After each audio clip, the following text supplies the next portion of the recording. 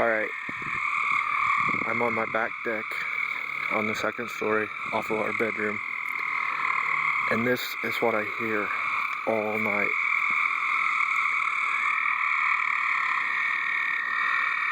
Frogs. Tons of frogs in our pool. There's one.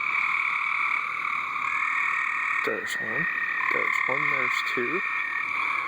There's another one.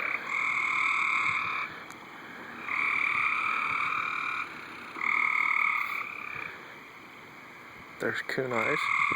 See Mr. Cooney peeking out from underneath the pool shed. He's coming to eat the cat food. I already chased him off once tonight.